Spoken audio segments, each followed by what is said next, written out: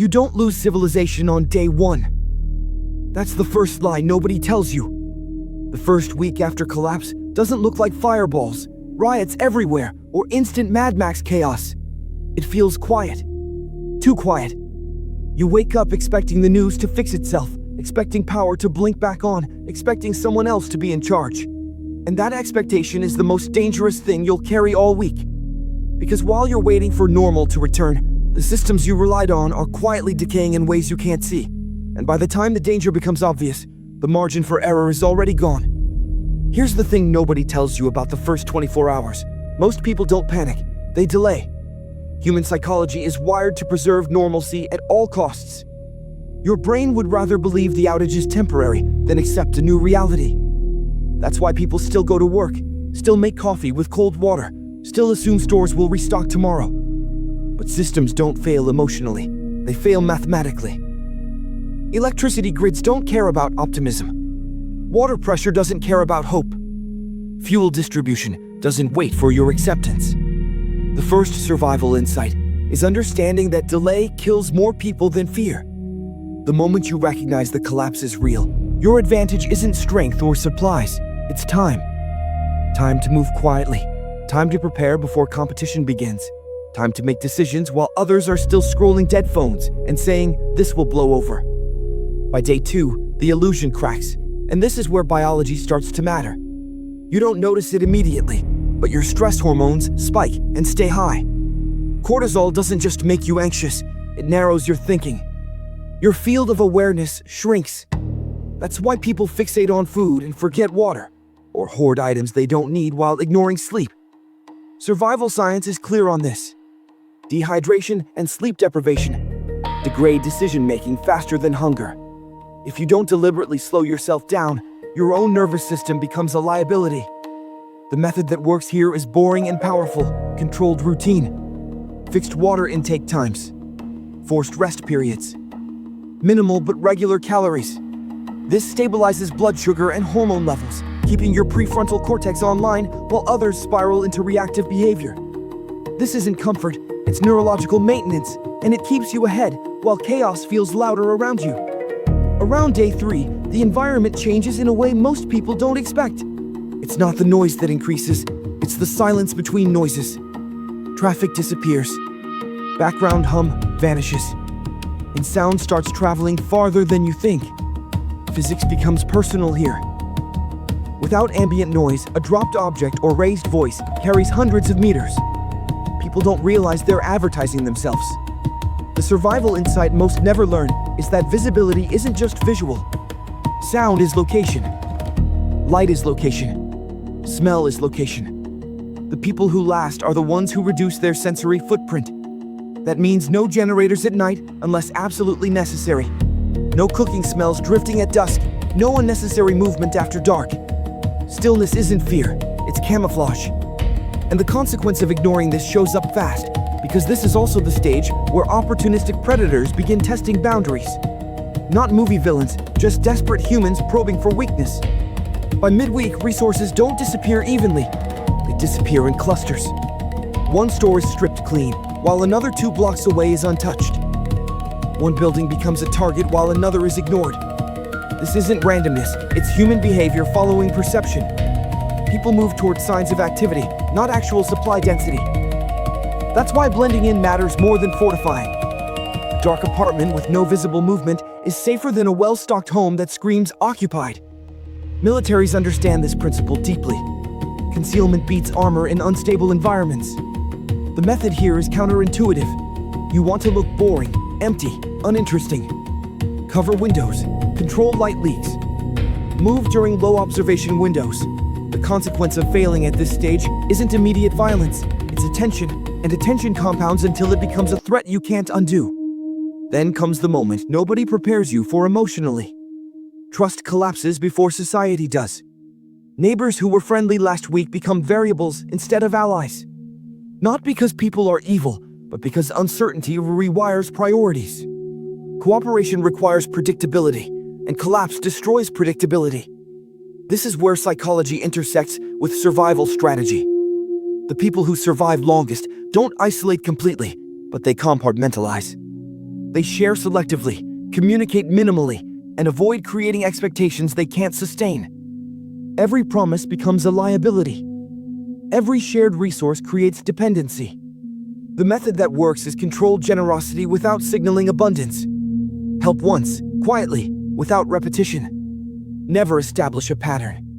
This section is based on practical field survival experience rather than formal academic sources.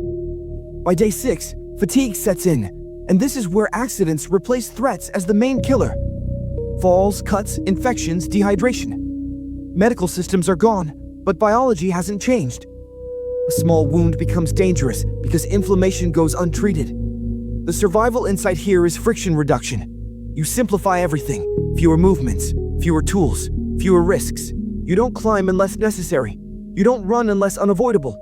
You clean wounds obsessively because antibiotics are finite, but bacteria are not.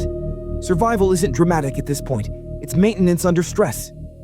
And the people who fail here are usually the ones who survived the earlier chaos by burning themselves out. By the end of the first week, something else happens quietly inside you. Your definition of normal shifts. The fear dulls. The silence becomes familiar. And this adaptation is both a gift and a trap. Because while your body adjusts, the external situation may still be degrading. The final insight nobody tells you is that survival isn't about reaching stability, it's about staying adaptive. The moment you feel comfortable, you risk becoming static. And static targets don't last long in unstable systems. The first week after collapse isn't about heroics. It's about discipline, restraint, and understanding how humans and systems actually fail. If you remember anything, remember this. The collapse doesn't announce itself loudly. It whispers, delays, distracts, and waits for you to relax. And the people who survive aren't the strongest or the most prepared. They're the ones who see the week for what it really is. A narrow window where small decisions quietly decide who gets a second one. And here's the part nobody warns you about when that first week ends. You don't suddenly feel relief. You feel something more dangerous. Competence. By the start of the second week, if you've made it this far, your brain starts telling you that you've figured it out. You've adapted to the dark, you've rationed correctly, you've avoided attention, and nothing terrible happened yesterday. That sense of control is exactly where people start making fatal errors. Survival psychology calls this risk normalization. When danger becomes familiar, your brain downgrades it. You move a little faster, you talk a little louder, you take shortcuts you wouldn't have taken days earlier, and in collapsed systems, shortcuts are where consequences live. Here's what's happening under the surface. Your body is still running on elevated stress hormones, but now they feel normal. Cortisol and adrenaline stop feeling like alarms and start feeling like baseline energy. That's why people overestimate their endurance and underestimate their fragility. You think you're stronger than you are, when in reality your immune system is suppressed, your fine motor skills are degraded, and your reaction time is slower than it was before the collapse. This is why militaries rotate personnel out of high-stress zones even when nothing is wrong. The method that works here is deliberate friction. You slow yourself down on purpose. You double-check decisions. You enforce rules on yourself that feel unnecessary.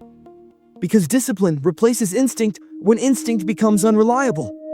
Another quiet shift happens around this time. Movement patterns change. The people who were loud and reckless early on have either burned out or disappeared.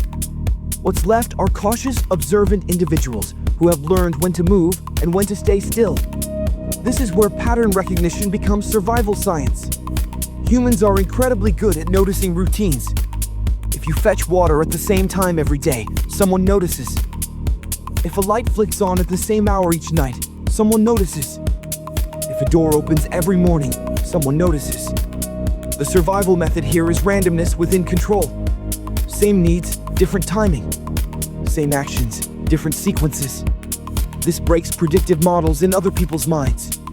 You don't need to be invisible forever. You just need to be unpredictable long enough to stay irrelevant. By now, resource pressure is reshaping morality in subtle ways. People aren't desperate anymore. They're calculating. This is more dangerous. Desperation is noisy and impulsive. Calculation is quiet and patient. This is where the concept of deterrence without confrontation matters. You don't threaten, you don't posture.